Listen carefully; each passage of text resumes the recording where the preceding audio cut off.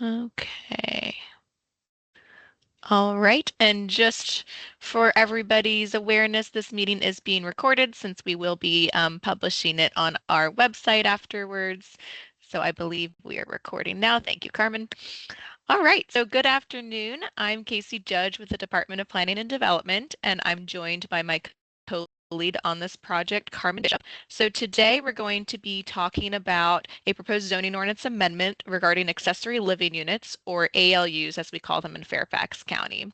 So ALUs were last updated as part of our zoning ordinance modernization project, or our ZMOD project.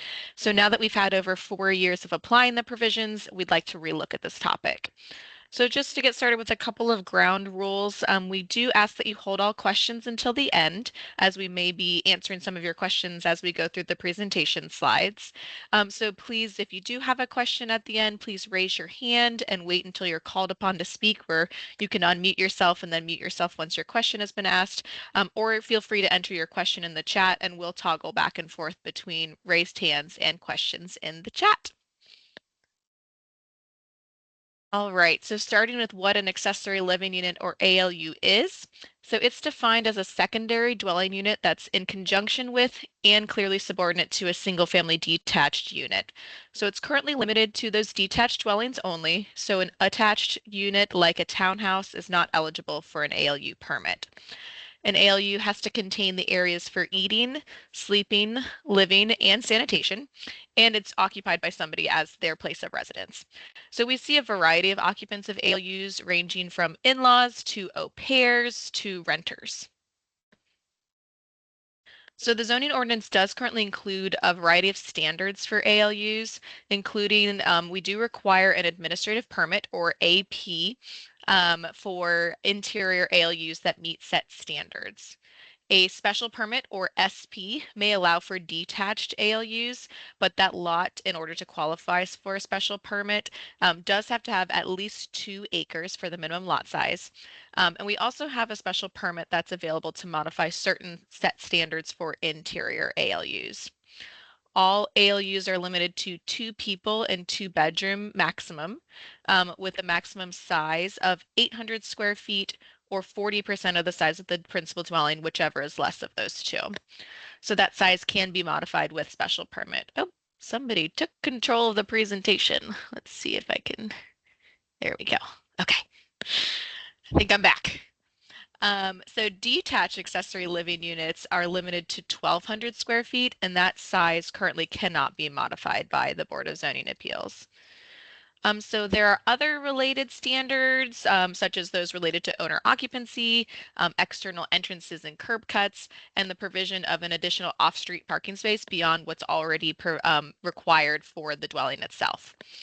Both the AP and the SP ALU permit must be renewed by the applicant after the first 2 years.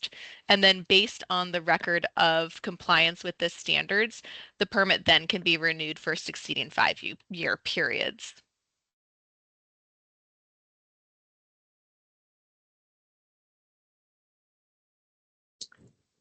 Sorry about the delay. I was looking in the chat. I did see that one attendee is having trouble with their volume. I don't know on mine. Sometimes I go up to settings and then try to pick, different speakers or something. So I hope that'll work for you. Otherwise, as Casey mentioned, we are recording this.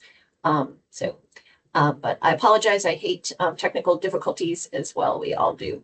Now, for ALUs, we do not have very many ALUs currently. So since 2021, we've only gotten about 158 approved ALUs. Now, as part of our research, we have been reviewing the ALU regulations for other jurisdictions. And then, as you can see, as on the chart on this slide, the trend is to allow both interior and detached ALUs with an administrative approval. And then these jurisdictions, at least most of them, are also not specifying a minimum lot size for detached ALUs.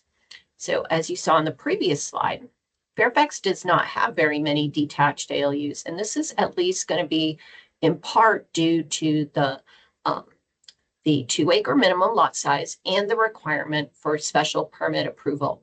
And so we do seem to be the outlier in regard to those regulations as compared to these other jurisdictions.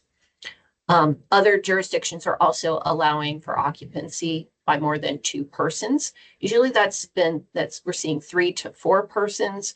Montgomery County, Maryland takes the approach of only allowing 2 persons, but then only counting people who are 18 years and older. So there could be different approaches to that. Other jurisdictions are also not requiring renewal for approvals. And then some are allowing ALUs in 2-family or townhouse structures, dwellings.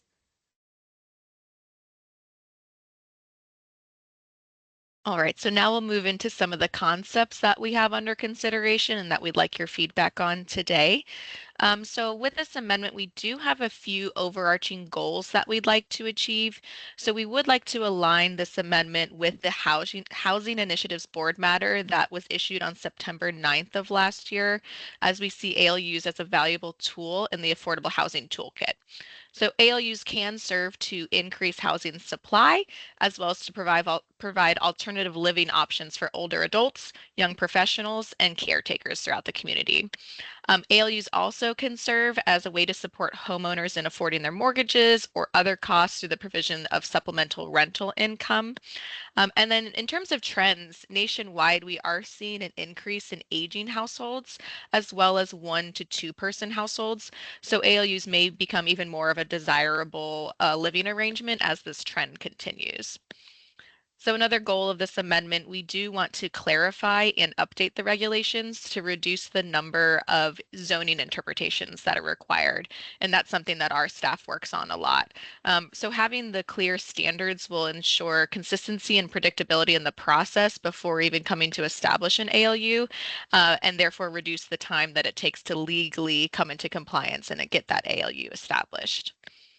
So we do also want with this amendment to look at ways to streamline the process to remove any impediments that we think could be removed and are no longer necessary. So in terms of streamlining the process, we do want to consider revised options for administrative approvals of ALUs. So we either can look at keeping the current administrative permit requirement with some suggested revisions to that permit process, or we can look at removing the administrative permit requirement altogether for ALUs.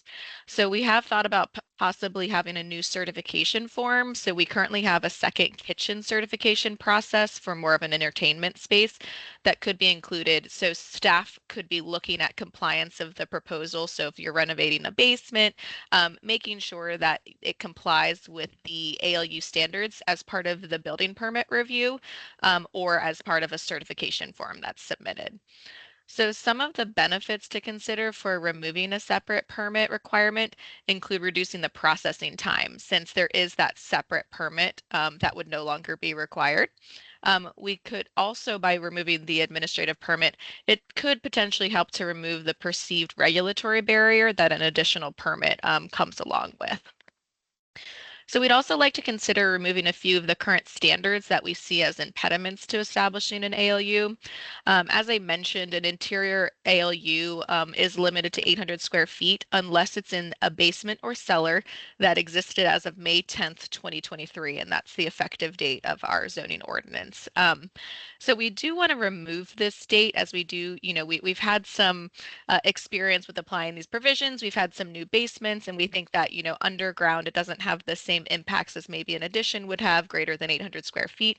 So we do want to allow any basement or cellar, regardless of establishment date, to be used for an ALU. We also do want to look at removing the renewal requirement for ALU permits. So originally in 2021, when we first put these more recent ALU provisions into place, a 2-year time frame was imposed because we weren't sure how the new standards would work. Now we have a few years of experience of applying these, and we feel pretty comfortable with the standards. No other jurisdiction has this requirement, and an ALU would still continue to be required to meet all of the zoning ordinance standards, even without the renewal requirement. So as an alternative, we could revise that initial 2-year renewal to be a 5-year renewal, because right now it's 2 years for your initial and then succeeding 5 years. So we could look at just starting out the gate with that 5 years. For special permit applications, the BZA could also just add a renewal requirement as part of the special permit development conditions. So there's also a current requirement that the applicant must record the ALU approval in the land records. So an ALU permit does not transfer from owner to owner, and no other permits have this requirement. So we do suggest removing this standard as well. So as mentioned in our goals slide, one of our big objectives is to really revise definitions of ALUs and also revise the associated standards. So we do want to clarify in the text what kinds of arrangements would be considered an ALU. And we'd also like to add graphics similar to the one shown on the screen to help provide guidance on the different sorts of arrangements that we see. We also do want to codify that second kitchen and wet bar certification process that I mentioned. So currently it's more of a policy and it's not included in the zoning ordinance. So this would help with transparency on the process and to help us distinguish when it's an arrangement for entertaining versus when it's an ALU more suited for occupancy as a residence.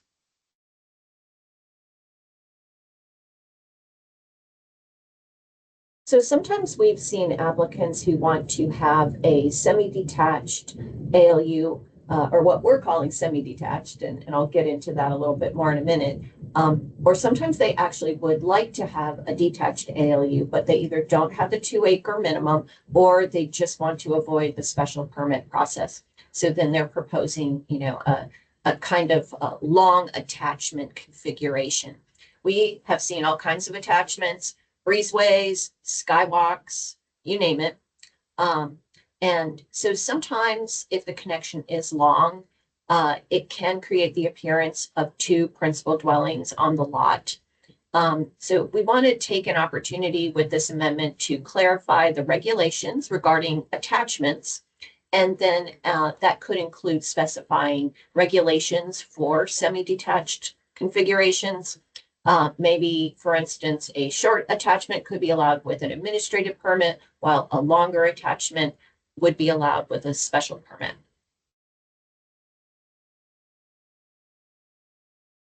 So with respect to, fully detached ALUs, similar to the regulations for some of the other jurisdictions we've looked at, the amendment could consider whether there are certain situations, such as certain lot sizes or building sizes, maybe height could come into play, setbacks, etc., where a detached ALU could be approved administratively. Also, we have seen some difficulties with detached ALUs and the 1,200 square foot maximum size. And that's particularly come into play when someone's trying to renovate an existing structure that's already a certain size. So the amendment could look at options for either changing that standard.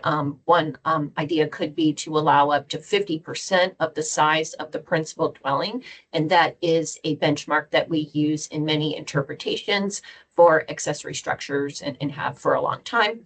Or perhaps we keep the 1,200 square foot number, but then allow the BZA the flexibility to modify it. The amendment could also consider reducing the minimum lot size for detached ALUs down from that current 2 acres. Now, only 5.8% of the single family dwellings in Fairfax are on lots of 2 acres or more in size. So smaller lot sizes could be considered, including perhaps the R1 district, which requires a minimum lot size of 36,000 square feet. R2 requires 15,000 square feet, and R3 requires 10,500 square feet. Those are for your conventional zoning districts. And setbacks and limits on rear setback coverage, those would continue to apply with the development of any structure, including an ALU. And additional or revised standards could be considered as well. Now, in the images on this slide, you are seeing sample lots that we just picked randomly from the county. in that R1, R2, and R3 districts. And then the same little sample ALU has been placed on each of those lots. And that's to give you a feel for scale. And we'll be talking about it in just a minute. We'll be launching a community survey later this week. And these images and questions about whether an ALU should be allowed on a lot of that size will be included in that survey. So, and lastly, to go over preliminary concepts, there are some additional considerations that come from either our jurisdictional research or other sources, including previous General Assembly bills. And there are some bills also pending this year with the Virginia General Assembly relating to accessory dwellings. And so these include whether to allow an ALU within a townhouse dwelling, or what we call single family attached. Also to review occupancy for an ALU. And this, as we said, is currently limited to 2 persons, but various alternatives could be considered. As mentioned previously, some other localities allow 3 to 4 persons. Some base occupancy on the building codes requirements, or occupancy could be based on just the persons over 18 years in age. Or maybe it could partly be based on relationship, as we have with some of our general occupancy standards. Another consideration could be whether to remove the requirement that the owner reside on the property. This would allow for both the principal and the ALU to be occupied by renters, and it could be desirable in a number of situations. For instance, there could be a military family, as we have many here in Fairfax, that own their home. They've created an ALU, and maybe they're going to be relocated for a certain period of time, but plan to come back, and maybe they want to rent it with this option for someone to occupy it with the ALU. And then conversely, you could have a military or other family that's just coming to Fairfax for a certain period of time, so they're not purchasing a dwelling, but maybe they're bringing with them an older family member, and they would like to have that more independent ALU space. So there are a lot of different scenarios where that could be desirable, but we would want to balance that to ensure that we're not incentivizing corporate ownership of dwellings. And then finally, consideration could be given removing the requirement for additional parking when you have an ALU on the property. So here, our project timeline, we are hoping to get to public hearings, I'll say by the end of the year. We had meetings before the Board and Planning Commission, land use committees in December, and the recordings for those are posted on our project webpage. And we thank you for coming to the meeting here today. We're going to have the same exact presentation tomorrow evening. So if you hear of other people who are interested and they missed this meeting, please encourage them to come tomorrow evening. As I mentioned, we'll be talking about it more in just a second. We're going to do a survey, and then we'll be having more community meetings in the spring and continuing in the summer and fall. But we haven't quite mapped those out yet. We do hope to get back after, receiving the feedback and doing additional research.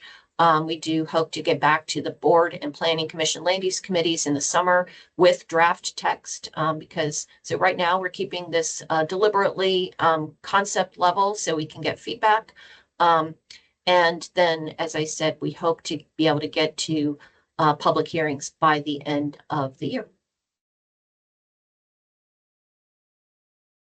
All right, so as Carmen mentioned, we are releasing that survey this Thursday. We really would love for you to take it. If you haven't already, we encourage you to sign up for our zoning ordinance amendment listserv. We can put a link in the chat as well where you can directly sign up to get any emails about this amendment as well as other ongoing zoning ordinance amendments that we have. We also will be posting it on our Facebook page. That's the Fairfax County Land Use Planning and Zoning zoning page. We'll be sharing it, on Nextdoor, other social media platforms, and it will be also on our ALU zoning website. So we can put a couple of those links in the chat. Again, look for that to go live on Thursday. We do ask, so it'll be open for the rest of this month and through February. So we're asking for people to complete the survey by February 28th. It is about 10 minutes long, but it does allow you the opportunity to, put in comment boxes, your thoughts, and respond to some targeted questions that we have. So again, here's that website. I see Carmen's going to be adding the links to the chat as well. And then if you do have any additional questions or comments, please feel free to reach out to me and Carmen. Our email addresses are on the screen here. So now we do have some time for questions. So please, if you want to be called upon, please raise your hand and wait until you're called upon to speak. You can also put your question in the chat if you'd prefer it that way. And please keep yourself on mute until we call upon you, and then mute yourself again once we've completed our kind of Q&A portion. And then, so I'm going to start with calling on a few hands, and then we'll switch to the chat, and we'll just kind of go back and forth between those after a couple of questions of each. So with that, all right, I think Bob is the first one. If you'd like to unmute and ask your question.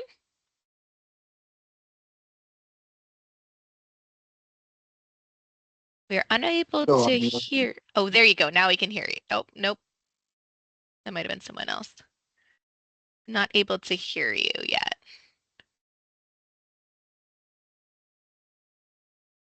So there should be at kind of the top toolbar on your.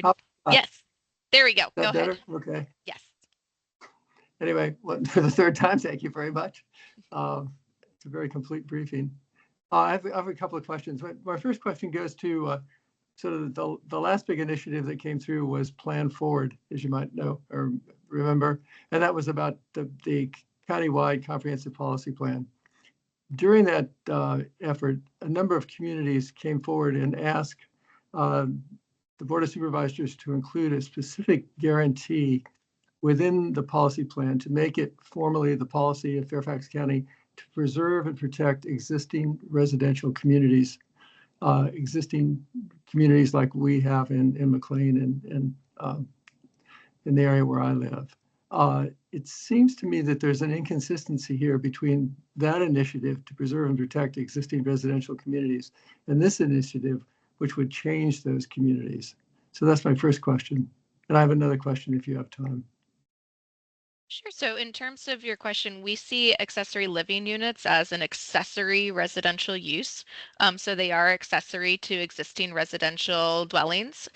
What we're looking at really getting feedback on is, are there any, standards that we want to modify, especially as it goes to the detached accessory living units, to make sure that we're not impacting neighborhood compatibility, and that they are, totally conducive with the developments that we see out there today. I think you'll see that we have a lot of detached structures already in existence. That's a lot of the ALU requests. We get conversions for existing detached garages or workshops or offices, and those, have been able to really seamlessly blend in with the communities out there. So I hope that addresses your question, and we're hoping that we can tailor our standards, towards that based on community feedback. Yeah, my second question has to do with the report that you all put out back in April 2024, which was the beginning of this whole process. And in that report, you pointed out that only in the time that you had looked at your activities up to that time, you'd only turned down 35 out of 204 applications for administrative permits or other kinds of permits. And you just said that there are only 155, I think I got that right, or 158 ALUs in Fairfax County. So it doesn't seem like there's a tremendous amount of demand. Do you see a pent-up demand for this kind of change, this kind of liberalization of the regulations? Are you responding to calls that you're getting asking for changes? Yes, anecdotally, this is one of our most common interpretations that we get every day. We get phone calls every single day. And frankly, a lot of times when people hear that there's no path forward for them for a detached accessory living unit currently, they either abandon the approach or they try to get creative with, how can I make it not an accessory living unit? So the numbers, don't totally reflect, of course, what's out there because a lot of people have to again, give up what they intend to do because they cannot meet the standards of our administrative permit or our special permit requirements. So yes, so this proposal, the proposed considerations at least, are in response to those direct requests we receive from the community and from homeowners throughout the county today. Thank you. Thank you. All right, Carmen, I'll turn it over to you to answer the next question. I believe is it from Ileana? Is that how you pronounce your name? Yeah, but I think that she actually is the next person with her hand raised. So Yes. maybe Ileana, if you're able to unmute and go ahead and ask your questions, now would be a good time. Okay, can you hear me? I Yes. am Ileana Schindler. I'm an architect here in Washington, D.C., Virginia, and Maryland. I do ADUs for a living. That's my specialty. And I want to share that based on the new requirements you outlined, and based on the feedback I get from potential clients and people that want to develop ALUs or ADUs as they're known, I think that the size requirement for the lot, the parking requirements, the exclusion of townhouses, you've basically made ALUs not feasible in Fairfax County. I think that unless you remove those three conditions or you make a path that is more feasible, pretty much you're excluding anybody who needs housing for elderly, for adults with special needs, based on the client base and those that have access to funds. And people that have reached out to me to develop these, you've probably made ALUs non-feasible in like 99% of the lots that would be able to develop. This will force people to do things in a way that Fairfax County does not want, which is like doing modifications to the building that are worse. So I would encourage you to highly remove the lot size requirement, because like that is less than 1% of the potential lots in Fairfax County are 2 acres. Also parking requirements, you may want to actually revisit that. It is sort of in all the projects I see that require ADUs, the parking requirement is a poison pill that basically makes projects, again, non-feasible. And the logic is if the county will allow a freestanding garage of a particular size, the logic indicates that the same building could be occupied by people instead of cars. So that would make the county more welcome for people that right now are excluded. So those are my 2 cents. I do this for a living. I'm on the other side of the trenches. Basically, I'm the ones who actually have to use the rule books to make housing happen. And so far, what I've heard is basically that ALUs will be de facto banned from Fairfax moving forward. All right. Well, thank you for your comments. I'm gonna, if you're done, I'm gonna go ahead and move on to, there's the next comment in the chat. Okay. And thank you. So this comes from Charles, and he says that later in the presentation, it says that we have 0.08% of our housing as ALUs. And do you have the percentages for surrounding counties? And I'll just say we don't have that information yet, but we can see what we can find out about that. That would be good data to have, right? Yeah. Yep, Yeah. we're still continuing our research. So thank you for that question. And I'll just do one more chat and then we'll go back to maybe hands. But and so Carol says lot sizes in most neighborhoods are less than a quarter of an acre. I would say, well, we could look at that. I don't know that I have that data handy to say that across the whole county that would be true on the basis of, I guess we'd have to look at whether you do that based on acreage or units, right? But we could look into that more. But definitely, as we presented, most single family dwellings are on lots smaller than 2 acres for sure.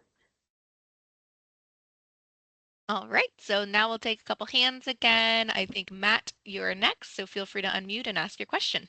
Hi, thank you for putting this together. This is very informative. So I'm the president of the Mantua Citizens Association. We represent about 7,000 single-family detached dwellings in the Providence District. Here in Mantua, we've had at least 2 projects, renovation projects, done by residents rejected by planning and zoning. But interestingly, they were not given specific reasons for rejection. So I learned today that they would have needed a 2-acre lot to move forward on an ALU application, which doesn't apply to more than a handful of lots here in Mantua, but virtually all are at least a 1/2 acre. In surveying our community, we've found that ALUs are an important housing option for older residents to enable them to age in place and or to create multi-generational housing to allow their adult children to move in with them. And so while it may not amount to a great deal of housing stock, this is something that comes up in our surveys of our residents repeatedly as something that they are interested in being able to produce.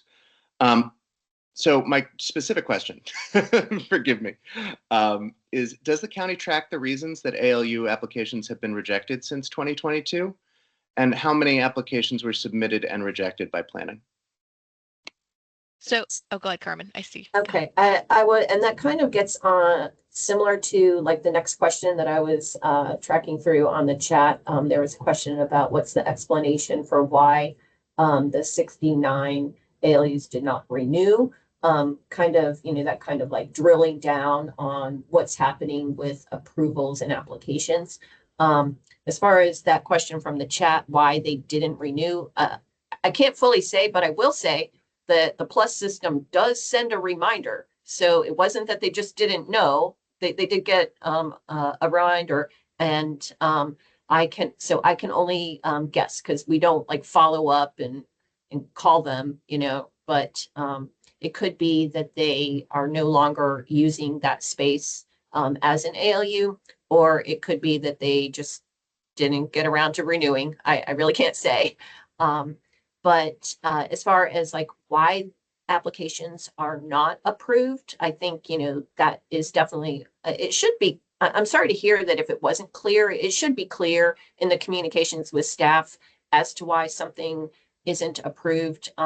Sometimes, we have seen applications where if they first submit as an administrative approval and they don't meet the standards for that, then they realize, oh, we would need a special permit. And then they either decide to go and apply for a special permit. So that's why the administrative permit couldn't be approved. It didn't meet the standards. And then they apply for a special permit, or maybe they just don't go forward at all. So I think there's a variety of reasons. Do you track those reasons though? Not in any kind of systematic chart. We would have to go through kind of each one of those to see, like if it was a certain standard, like, oh, okay, they don't like standard, 2 or, whatever. Yeah, so in one of the most recent examples in Mantua, we had an approval for an administrative permit that was, that they responded with, you'll need a special permit. This is an accessory living unit. And they applied for the special permit and they got a rejection that just said, your application is rejected. So, I mean, it would have been useful to like have a checkbox for them that says, these are the standards for ALUs, and you don't meet most of them, but. Sure. If you don't mind, I think I'd like to follow up with you. If you could send me an email, because usually if you apply for a special permit, you do go through an acceptance process and they'll send you back a checklist of, oh, you missed, items X, Y, and Z, resubmit. And then once the application is accepted, then it is scheduled with a public hearing before the Board of Zoning Appeals. So staff can't just say no. You do have to go through acceptance though, and it's very common that someone might be missing something and need to supply that additional information. But once it's supplied, then it should be scheduled for a public hearing if it's a special permit application. But if you could follow up, we'd like to look into those a little more closely and find out what happened. Thank you very much, Carmen. And I would just say it might have been what they received is a deficiency letter, which means they didn't, to Carmen's point, and I'm Leslie Johnson, the zoning administrator. They received a deficiency notice that says you don't meet all of the submission requirements and you need to do certain things. So that's why you need to talk to Carmen, because I think there's some miscommunication in how people are presenting it, if you will. So Sure, that's very possible. I appreciate that extra information. All right, so we'll do one more hand before we go back to the chat for a couple questions. I think Charmaine, you are next if you'd like to unmute and ask your question. Yes, I just wanted to get clarification. One of two things. One, I want to clarify that currently ALUs are permitted in Fairfax County. It's just interior to the property, interior to the single family dwelling, unless it's 2 acres or greater, and then they can have an external. So it's not like they're not permitted. It is permitted up to 2 bedrooms. And also I have concerns about the no longer requiring parking. A lot of Fairfax County neighborhoods are using up most of the streets and side streets for parking right now. So not having that requirement for some sort of off-street parking for at least 1 vehicle may crowd the streets even more so than they already do. And sometimes I find that there are, even in my neighborhood, areas where it's difficult to get the trash cans out and the recycle cans out for those to get picked up, as well as, like, although we haven't had a lot of snow yet, when it comes to snow removal time, then the cars are just stuck everywhere on the street because the snow has been packed in around them. So I would not be someone who would be in favor of removing any kind of parking requirements. So we appreciate the comment on the parking requirements. Thanks for providing some of that context. And in terms of your question in the first part, you are correct. Yes. So we do allow ALUs administratively with that administrative permit for interior, as long as you meet the set administrative permit standards.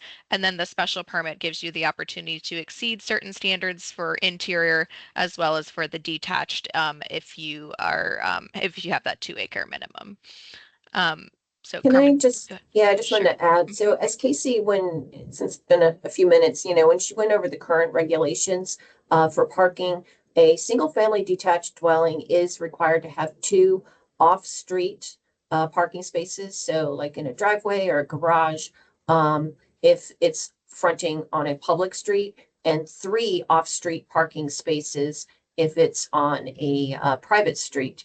And so then currently the zoning ordinance does require 1 additional. So you're either going to need a total of 3 or 4 spaces if that unit were to have approval for an accessory living unit. So that's the current requirement. There have been, some jurisdictions that don't require additional parking, and things to consider as part of that would be that, there's no limit on the number of cars that you can have. I think, even people with teens and young adults living with them may have extra cars, even if they don't have an ALU. So, that's something to consider. How does an ALU necessarily result in an increase in parking demand? So that's something we want to think through as part of this amendment. Thank you. Do we want to do one more chat? yes, that sounds good. All right. So the Highleys, they ask, where are the concepts that were presented at the December 2nd committee meeting removed from consideration based on feedback from the board and planning commission? So we actually it was ultimately decided that we presented today all of the same concepts, and we want to get your feedback and then refine things as we go along. So I know there was some discussion at that meeting about whether certain concepts would be removed, but none have been. So.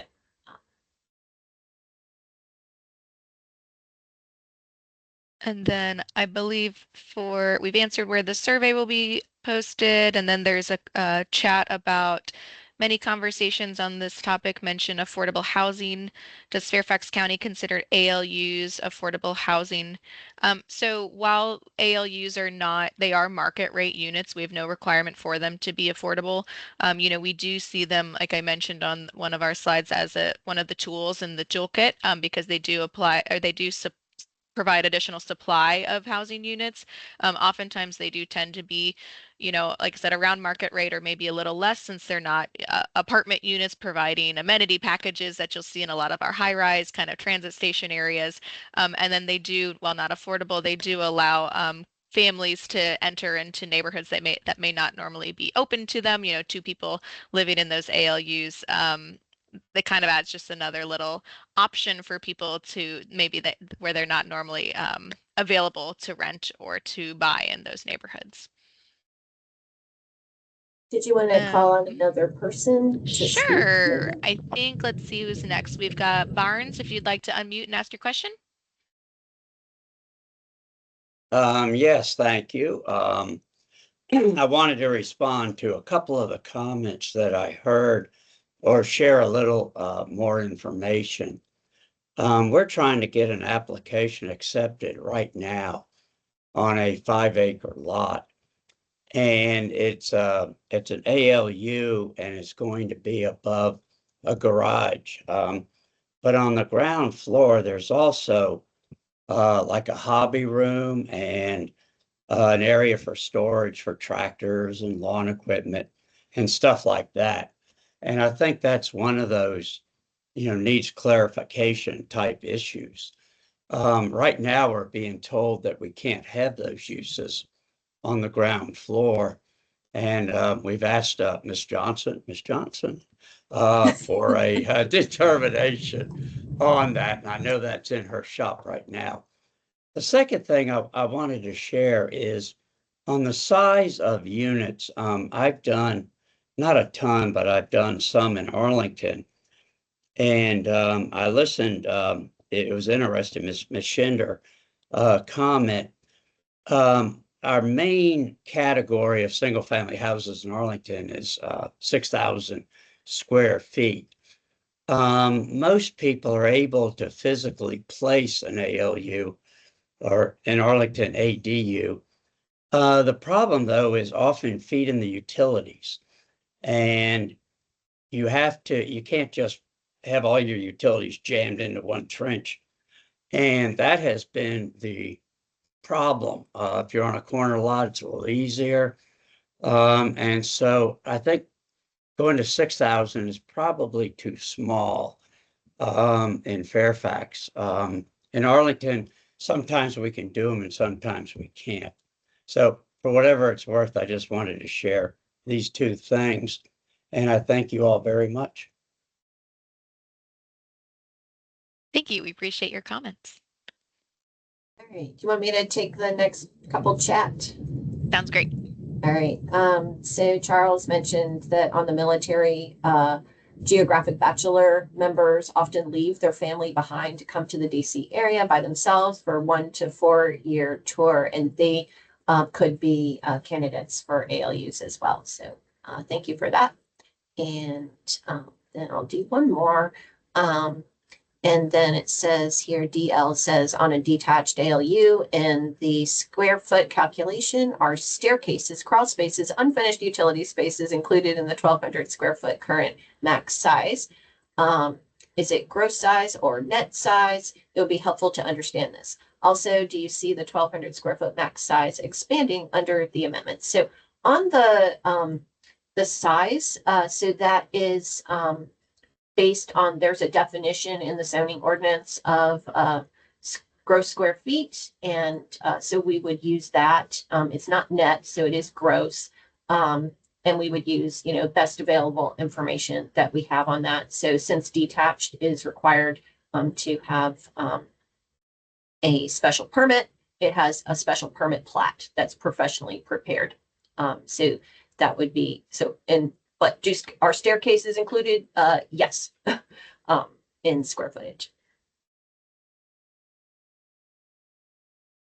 And then We were- for the 1,200 square feet max size expanding under the amendments, I'll put up the slide really briefly that we are looking, that's one of the concepts that we wanted to look at, whether we change that because as Carmen mentioned, a lot of times we are getting conversions from existing structures. And so right now the BZA doesn't have any ability to modify that 1,200 square feet. So you're capped at that.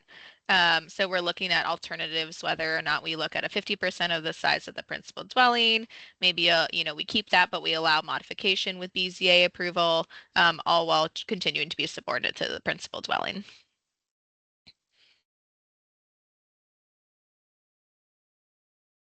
Let's see, is there someone else with their hand up? Yes, we do have a hand. Let's see, DWS, if you'd like to unmute and ask your question.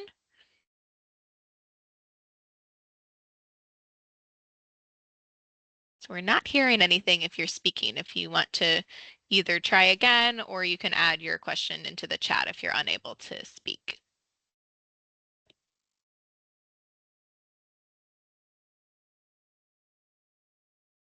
Not hearing anything. So maybe Carmen, if you want to take the next chat question.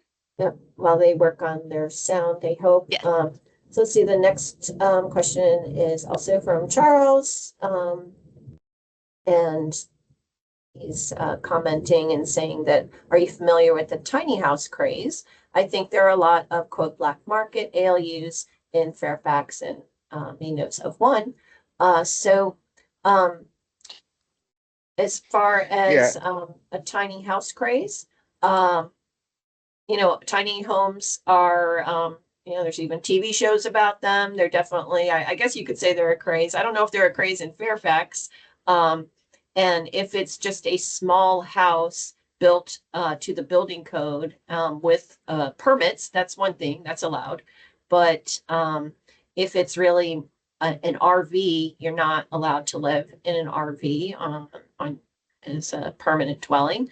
And if you are familiar with black market ALUs, I do hope that you will submit that to the Department of Code Compliance, because we want everyone to have their permits for safety purposes.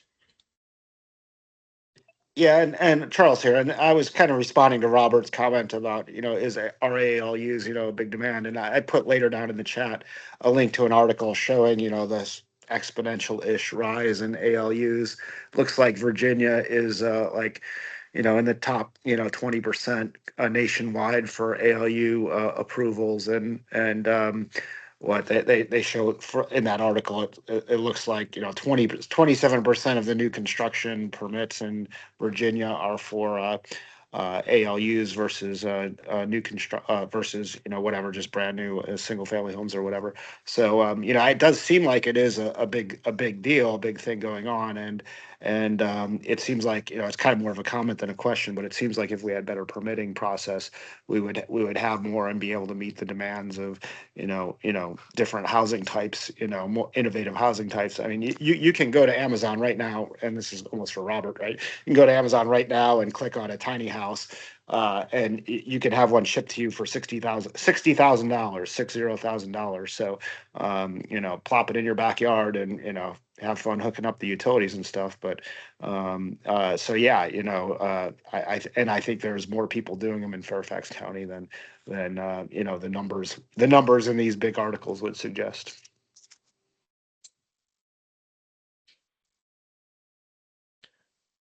So we do have another question in the chat, looks like about from DJ.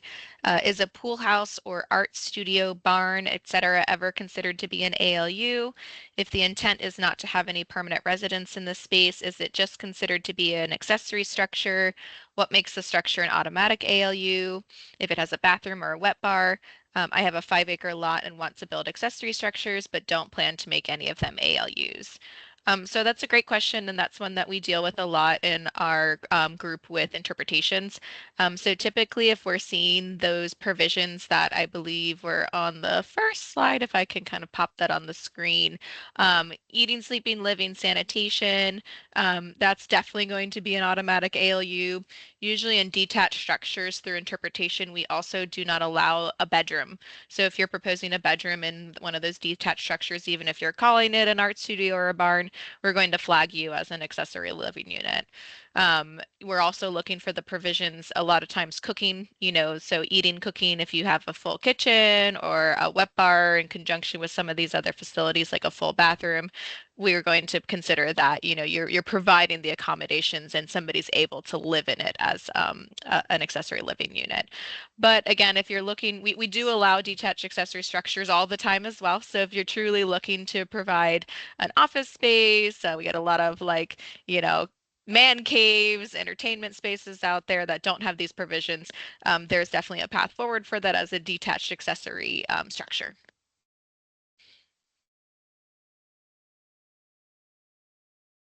Is the hand that's up still That is DWS still not able to? DWS. I don't think we've had Are there any other hands? no other hands besides that one. Great. Well, let's see. Carol asked about the impact of ALUs on traffic and parking, and that it's definitely an important consideration for both of those. So ALUs are limited to occupancy by 2 people. So, that's why that in itself right there is going to limit your potential for impacts on parking and traffic. I will say that even without an ALU, a homeowner is, or you're just allowed as part of regular occupancy if it's if a dwelling is occupied by people related by blood or marriage and however many children, they are allowed by right to have 2 roomers or boarders. So it could be the same people. It's just an ALU is letting those 2 roomers or boarders to have a little more independent space with the kitchen and so forth. Or very often we see requests for ALUs for family members, so they could live there anyway. I think I hope this doesn't sound rude, but we do see plenty for what I think of as grandma in the basement. So that's not really a different impact on traffic or parking because those people would be permitted to live there anyhow. It's just giving them more flexibility in how they lay out their dwelling for the interior space. And so I know we're running up on time. It looks like Are you we've all got. able to hear me now? Oh, yes. Yes. Good. Go ahead. TWS. So I finally figured it out. So the question is, when you allow the use of the entire basement, how is that different than creating a duplex? How is it different than a duplex? Yeah, and that's a great question. One of the things that we see in terms of, additions or why we have limits on the sizes above ground is because it has an appearance of a duplex, right? So you're getting the more of the effect on, the surrounding and the character of the area. You might have entrances, it may look like 2 houses, that kind of thing. Whereas a basement or cellar underground, we don't have those same impacts. So we're really still focused on limiting the 2 bedrooms and the 2 people. So we think that's where, you might have those impacts that you're not seeing anymore when you're underground. So that's why we're looking at removing the loosening those size. regulations and allowing more people, aren't you getting into a duplex and a different zoning? I'm sorry, can you repeat the first part of the question again? I missed the first part. So in loosening the regulations and allowing perhaps more people in an ALU, aren't you, that's loosening the zoning? Is that changing single family dwelling zoning? So again, we don't anticipate on having any changes that would then allow kind of 2 dwellings or have an impact on density and increasing density, these do still have to be accessory. So we would probably look at the standards. It's kind of an a la carte situation. We might not do them all. So if we look at occupancy, you know, we would have to weigh those pros and cons with how many of the regulations we want to be relaxing. And maybe I'd like to also add that somewhat, you know, it has to do with your layout. And so what people would currently do is, let's say you're building a new house with a basement, and you know that you want to get an ALU approval. So it's new, so it doesn't predate the, what is it, May 10, 2023 date. So you can't use your whole basement. So then what they do is they're going to say, you know what, this game room is a shared space, so I'm not going to count that as part of the ALU. So you kind of do this gerrymandering approach to figuring out the how the making the square footage work, and that absolutely can happen. But with it being, you know, a basement, you're going down the stairs, it kind of can make sense that that whole space could be used for the accessory living unit, if you will. But we definitely want to keep in mind, like you said, that it's not creating a duplex because it is a single family dwelling. And can I just, one other question? Can you still hear me? Yes. Okay. And each ALU can have a home business, correct? So we do have home-based business standards that are separate from the ALU provisions. Right. So they would need to meet those provisions, and I believe the 400 square foot size limitation is cumulative. So if you have let's say the principal dwelling has a home-based business and the ALU has a home-based business, they're going to have to apply those regulations cumulatively in terms of non-resident employees, size, et cetera. So you'd have those itself would be limiting to, I guess, the effective number that could be established on the property. And a Okay. permit is required for each home business as well. Each one needs a permit, but they can both Yes. have a business. Okay. Yes, All right. Thank you. Of course.